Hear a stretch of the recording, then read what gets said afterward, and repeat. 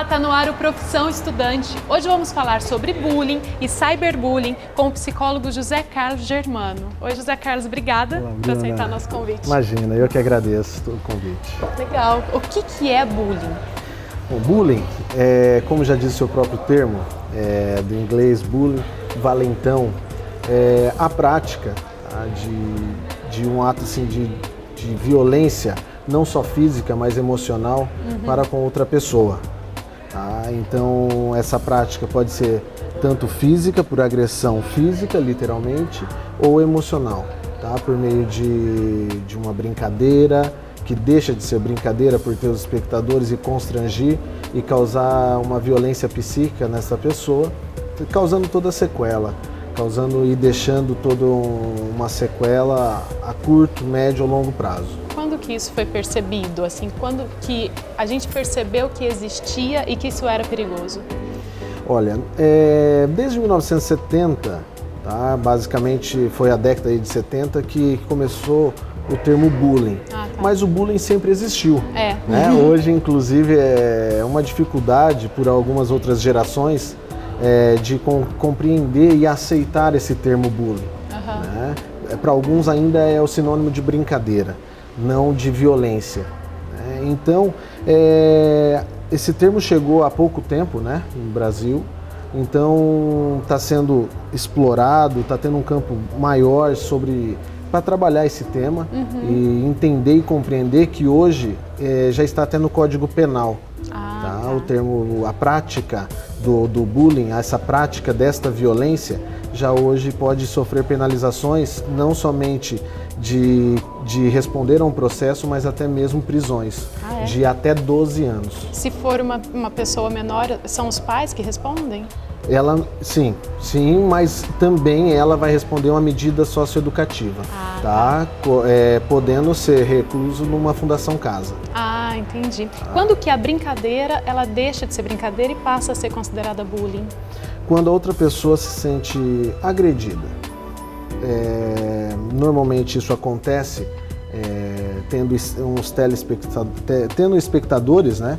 Tem uma plateia. Tem uma plateia, né, para que essa pessoa possa conquistar o seu espaço. Né? Normalmente quem pratica o vitimizador, ele já tem um perfil de liderança, então ele precisa conquistar esse espaço e ele passa então a humilhar, a constrangir outros indivíduos que ele julga ser liderados. Né? E a partir daí não é só uma brincadeira, porque daí não são todos que estão sorrindo, vai existir um que está chorando. Então aí não é brincadeira, aí já é bullying. Né? E essa prática constante, tá? Seja ela tanto da violência física ou emocional, essa prática por dias, meses, anos, tá? Então aí já não é mais brincadeira. E quando que a vítima percebe que está sofrendo? Porque às vezes a pessoa está sofrendo essa violência e não percebe, se sente mal, mas não sabe como agir, não sabe que é bullying. Né? Como agir diante de uma situação dessa, como vítima? Olha, como vítima, se não gostou até então uma brincadeira, vamos dizer uma brincadeira, mas já não gostou, o primeiro contato é com o vitimizador, né, externalizando que essa brincadeira não é legal para mim. Se impor mesmo diante da pessoa. Eu já estou sofrendo. A princípio precisa desta imposição.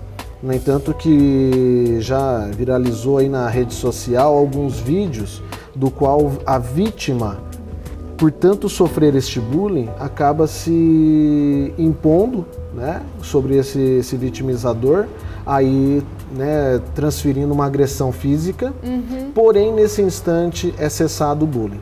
Né? É lógico que essa não é a melhor decisão, é sempre sim, se for no ambiente escolar, solicitar uma ajuda de professores, de mestres, de direção, também em casa, tá? Porque o bullying ele chega num nível, ele chega num momento que essa pessoa ela fica, vamos dizer, refém emocional, né, emocionalmente do vitimizador. E ela acaba acreditando, né? Por exemplo, a pessoa pega e fala de um defeito que a pessoa tem, né? Que a vítima supostamente tem. E a vítima começa a viver isso, né? Eu sou isso, ela se inferioriza, não é? Acontece Totalmente. isso. E aí está instaurado a liderança emocional do vitimizador para com o vitimizado. Isso né? vai para o resto da vida da pessoa. Isso pode ser prolongado e causar muitas sequelas psíquicas, principalmente. Né? Um trauma que pode ser instaurado a partir desse momento. Zé Carlos, por que é tão perigoso o bullying, principalmente para as crianças e para os adolescentes? É perigoso porque quando se fala nessa sequela psíquica, existe um alto índice de basicamente de 41,6%, tá? De acordo com a última estatística, de suicídio. Sério? Tá? De levar ao suicídio. Tá? Então, bullying não é brincadeira. Tá? Então, assim, essa sequela pode chegar ao extremo, como eu estou dizendo, de levar o indivíduo a não encontrar saída. Então, realmente, aquele líder, que é quem está na prática do bullying, realmente fez com que eu interiorizasse que eu tenho esse problema. Ou que eu sou esse problema, sou esse problema, ou que eu não sirvo para nada, ou que eu tenho um problema muito grave e eu não vou resolver isso. E ninguém vai me ouvir, não tenho saída. E aí, infelizmente, tem esses casos de suicídio, inclusive. Muito sério. Sim. A gente continua falando no próximo bloco. Ok. E agora tá rolando na Unifeob, se liga aí.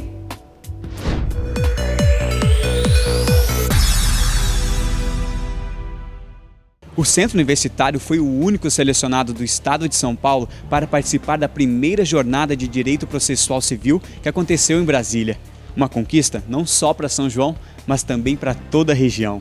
Antes de explicar a jornada em Brasília, vamos saber primeiro o motivo que levou a Márcia e a Ionan até lá. O grupo delas criou um enunciado para o novo Código Processual Civil. Mas você sabe o que é um enunciado? O enunciado é como se fosse um entendimento, né, uma base, porque o novo Código de Processo Civil surgiram muitas diferenças, né, e tiveram muitas divergências do anterior. Então o enunciado é como se fosse realmente uma interpretação, uma base, que no caso para o nosso foi do artigo 300, que fala sobre tutela. O nosso enunciado passou pela comissão, primeiramente passou pela peneira, né? Que nós recebemos um e-mail falando que havia sido selecionado. Depois fomos para Brasília, que foi perante as comissões, que a gente teve que representar um pouco o nosso trabalho, e depois foi na votação no plenário. No momento da leitura pelo magistrado Sérgio Cuquina, ministro do Superior Tribunal de Justiça, as autoridades presentes chegaram a ficar emocionadas. Eles perguntaram se a pessoa estava presente, né? E eu, representando o grupo, eu ergui a mão e falei que eu não era doutora ainda, que eles perguntaram qual é o nome da doutora, de onde a senhora é, e eu falei, eu não sou doutora, porque eu ainda sou estudante de Direito da Unifeob, de uma faculdade do interior de São Paulo. Então foi um momento assim que até para as pessoas que estavam presentes foi um momento assim diferente, foi uma coisa bem emocionante. Usar a faculdade como laboratório para o mercado de trabalho fez toda a diferença. Mas o mais importante, o Luiz explica o que foi. O sistema modular ele desenvolve aluno com base em competências atitudinais, né? E no caso do nosso enunciado, o trabalho em equipe foi muito importante, né? Porque todo mundo contribuiu, todo mundo deu bastante ideia. Esse enunciado 40, que aborda a questão da tutela provisória no país, deixará grandes lembranças na vida desses jovens. O enunciado 40, o único enunciado de estudantes do evento, o único enunciado de eventos de estudantes do Brasil, e a Unifeob está lá. Iniciando os passos no direito agora, e quando a gente viu tudo aquilo, tudo que pode acontecer quando a gente se dedica, quando tem colaboração, auxílio de professor, de coordenador, quando todo mundo se junta, o resultado do nosso trabalho em equipe. A gente viu que tudo isso, o que isso traz pra gente? Porque a gente ainda nem saiu da faculdade, mas o curso já está nos levando a lugares que nós, na verdade, nem sonhávamos. Para o professor Rodrigo, o Centro Universitário e o curso de Direito ficarão ainda mais em evidência. É um incentivo para os outros alunos estar podendo correndo atrás, poder querer chegar próximo dessa conquista. E eu acho que aquela história, isso leva o ensino da Unifeob extra classe. e extra-universidade. A gente consegue jogar isso para um âmbito nacional, uma atividade muito bacana que o pessoal acabou dando certo, né, extremamente relevante, e isso é um impulso muito grande, inclusive em termos de visibilidade da Unifeob no âmbito nacional, principalmente na questão do direito. Para sempre marcados na história, alunos mostram que é possível levar o conhecimento gerado na Unifeob para todo o país. Esse foi mais um Tá Rolando na Unifeob. Eu fico por aqui e até a próxima.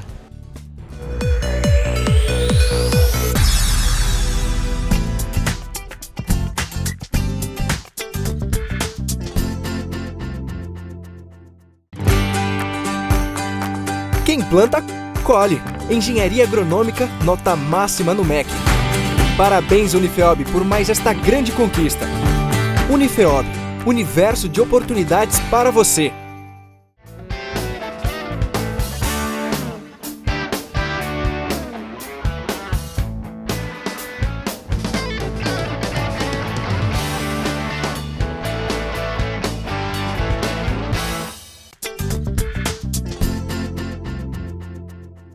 Estamos de volta com o Mundo Agro com Silvia Blumer. Olha só. Olá! Hoje nós vamos falar a respeito de suco de frutas, das mais variadas formas de sucos que nós encontramos nos mercados. O Brasil é o terceiro maior produtor mundial de frutas. Nós somos um dos maiores produtores de suco de laranja do mundo.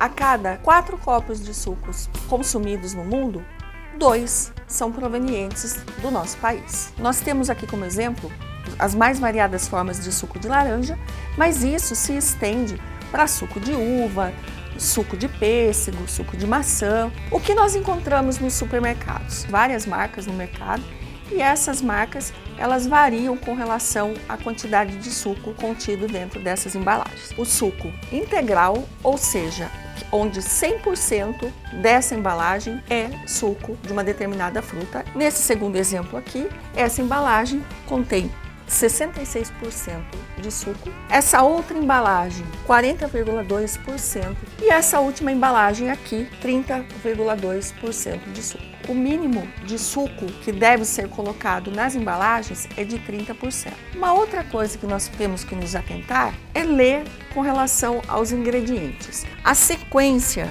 com que esses ingredientes aparecem nas embalagens indica a concentração ou melhor, a quantidade de produtos contidos. Outra coisa para a gente ficar atento, muitas vezes o rótulo nos traz uma foto de uma determinada fruta, mas a hora que a gente se atenta para as letras minúsculas, ele é misturado, ou seja, é feito um blend com outro tipo de suco. Tudo isso a gente pode comprovar quando a gente coloca esses sucos no copo. Aqui temos 100% da fruta e nesse outro copo aqui, adicionado com água, uma porcentagem menor desse suco, ou ainda misturado com outro tipo. Então é isso, fica a dica para a gente ficar mais atento na hora de comprar um suco no supermercado. Até o próximo programa. Agora vamos falar de cyberbullying com José Carlos Germano. José Carlos, quando que o cyberbullying começa? Como que a gente identifica?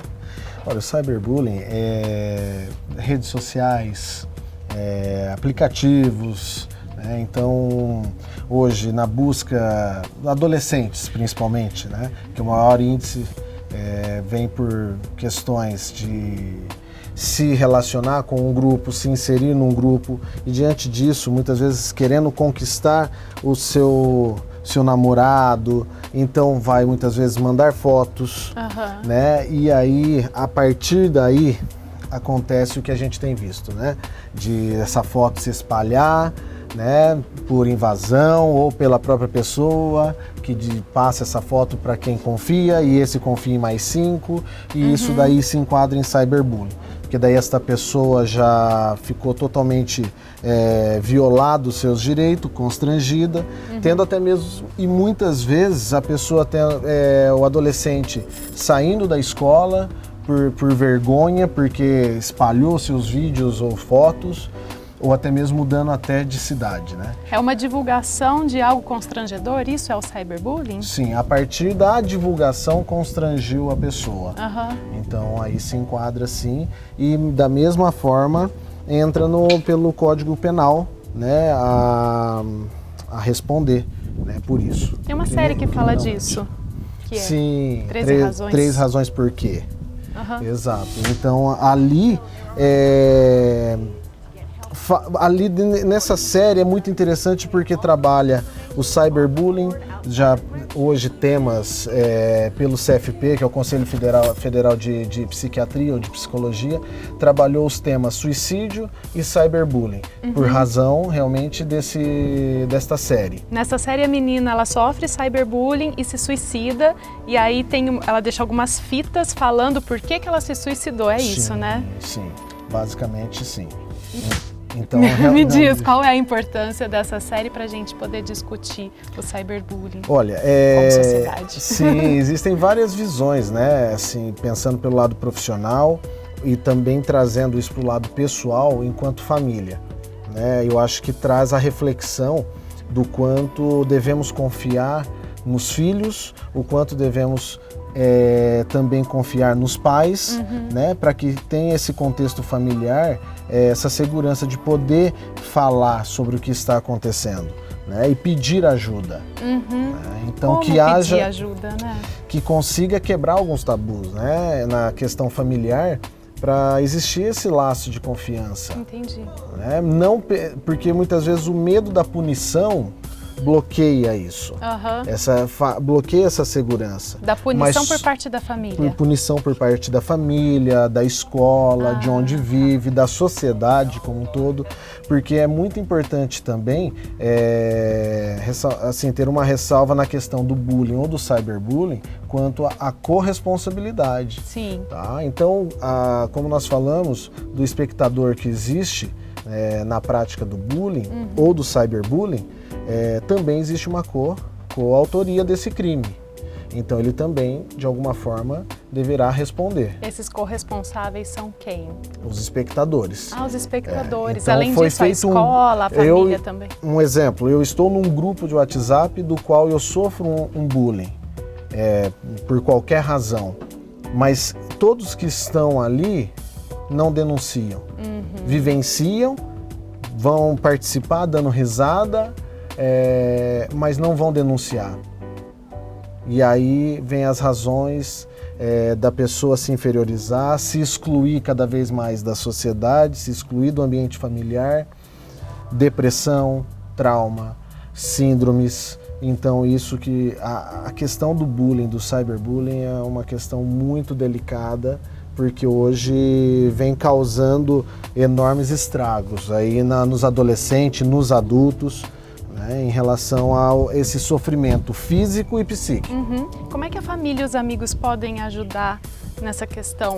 Tanto de perceber que a pessoa está sofrendo, porque às vezes a vítima não fala sobre, e de ajuda mesmo, o que pode fazer para ajudar a pessoa a sair dessa? Bom, todo ser humano sinaliza. Pode não então, falar diretamente, pode não mas falar, mostra. Mas nosso corpo expressa, por gestos, por formas de estar no dia a dia. Então, que as famílias consigam estar cada vez mais próximas dos seus filhos, dos pais, de todos que moram na mesma casa, né? Então, para que se conheçam cada vez mais, a ponto de meu filho não precisa me falar o que está acontecendo, mas eu sei o dia que ele está feliz, o dia que aconteceu alguma coisa, porque aí a partir daí E depois disso, depois que a gente percebeu que está acontecendo alguma coisa, o que fazer? Chamar as partes envolvidas. Eu penso que essa é uma primeira atitude a ser tomada, tá? Tanto do agressor e do agredido, convidar e chamar para uma conversa os responsáveis. Se for menor de idade, os seus responsáveis. Se for maior de idade, a própria pessoa. Para a partir daí pensar em algo, né, uma questão judicial, boletim de ocorrência, se for necessário, se não resolver. E corresponsáveis, pensando num ambiente escolar, que daí também cabe total responsabilidade por parte da direção, por parte dos professores, que presenciam ou que podem ter presenciado e não tomaram nenhuma atitude, tendo condições e autonomias para isso. Entendi. Então a gente continua conversando no próximo bloco. E agora, dicas da Dani. Oi pessoal, estamos nós aqui de novo no quadro Dicas da Dani e no quadro de hoje nós vamos falar sobre as grandes fobias do século XXI.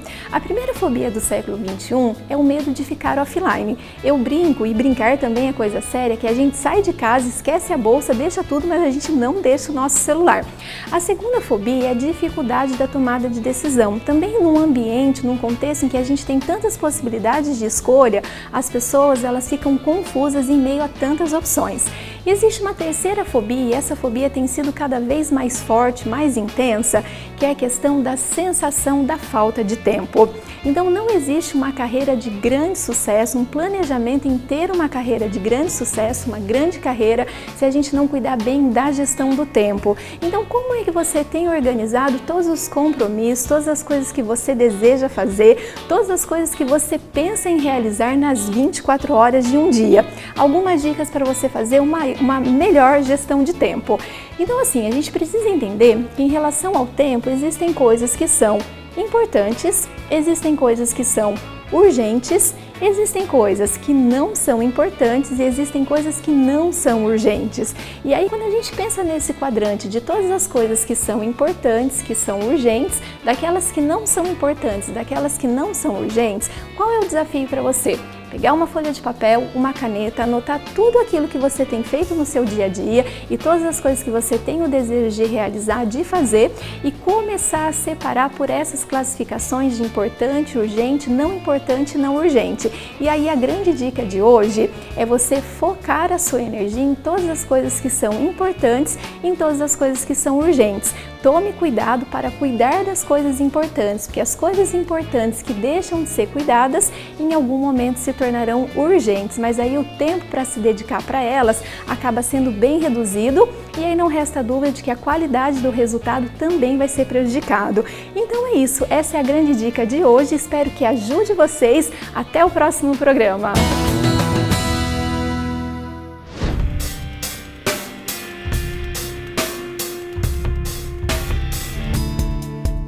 Em Aguaí, oportunidades para estudantes do curso de Administração. Em Casa Branca, oportunidades para estudantes do curso de Química Bacharelado. Em São João da Boa Vista, oportunidades para estudantes do curso de Administração, Ciências Biológicas Bacharelado, Ciências Contábeis, Engenharia Civil, Marketing e Medicina Veterinária. Se você se identificou com uma oportunidade, entre em contato com o Conexão pelo telefone 19 3634 3228 ou pelo Facebook, @NDI Unifeob.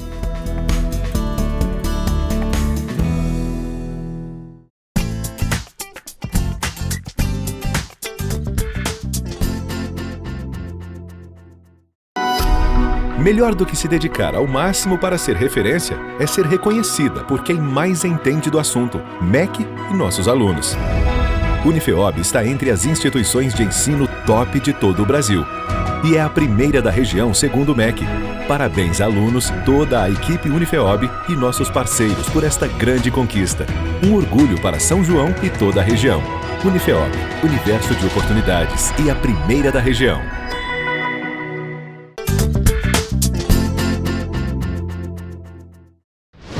Estamos de volta com um bate-papo sobre bullying e cyberbullying. José Carlos, algumas pessoas da rua têm perguntas para você, vamos ver? Vamos lá.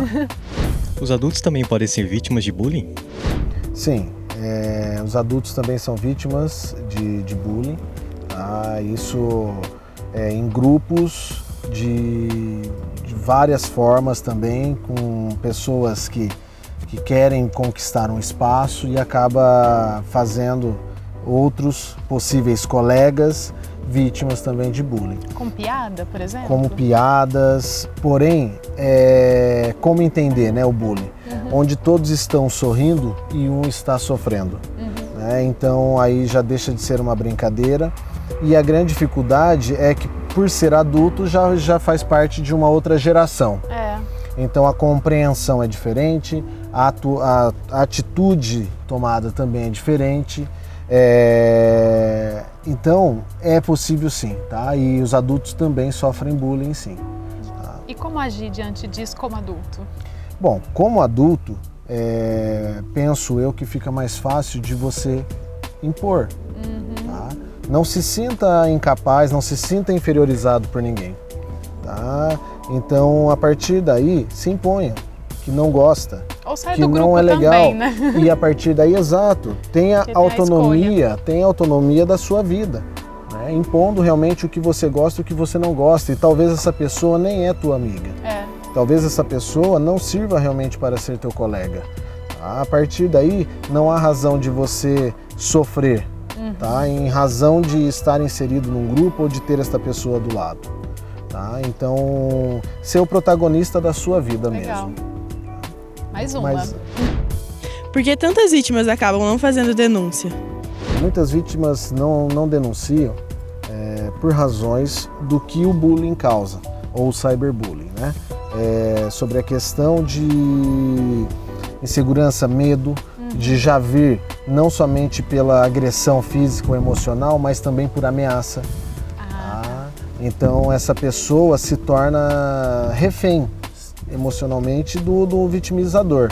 Então acaba por não denunciando, assim como outros tipos de violências que as pessoas também não denunciam, mas as consequências são piores, principalmente para a vítima. Então em qualquer situação, não fique quieto, fala, pede ajuda, converse com quem você mais confie. Se você não consegue sozinho, peça ajuda, peça para que alguém vá junto com você, conversar com quem é de direito. Legal, é importante. O tratamento também pode ser feito para quem pratica o bullying? Sim, o tratamento é proposto para quem pratica e para quem sofre. Tá? E pensando que a pessoa que pratica o bullying, principalmente sendo um adolescente, sendo uma criança, é importante ter um suporte psicológico por trás desses indivíduos, principalmente pensando no ambiente escolar. Por quê? Quem pratica o bullying tem um super potencial em ser um líder, tá certo? Em ser um ótimo líder de uma empresa. Porém, ele não sabe lidar com esta situação, ele não sabe lidar com este perfil nato dele, algo intrínseco. Então, a partir daí, deve ser proposto um tratamento, tá? Deve ser proposto, sim, um acompanhamento para que seja explorado da melhor forma esse perfil dele.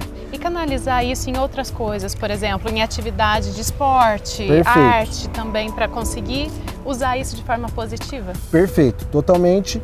Faz parte, inclusive, de um tratamento, faz parte de um cronograma de tratamento de vitimizador de bullying, né, de quem pratica o bullying, a atividade física, tá, que precisa canalizar muito bem e precisa ser explorado todo esse perfil, que ele pode sair desse perfil que é visto e que sofre também por atitudes e consequências ruins, para algo totalmente positivo em meio à sociedade e para a vida dele.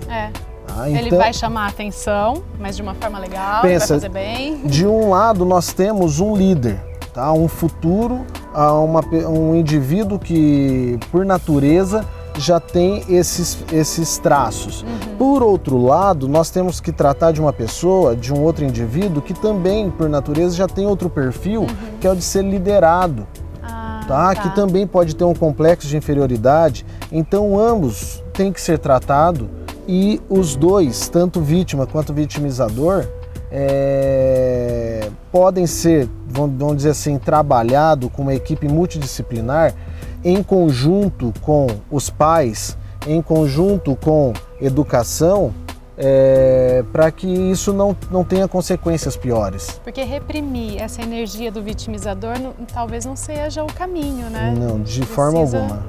E também colocá-lo em algum lugar. Não pensar que por essa questão ele praticou um bullying, então vai sofrer penalidades. Sim, e não vamos explorar e não vamos compreender o que está por trás disso. Isso não.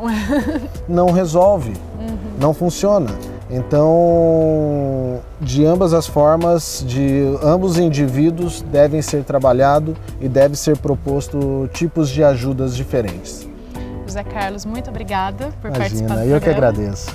Muito obrigado a toda a equipe, tá sempre à disposição. Que bom, obrigada. Obrigado.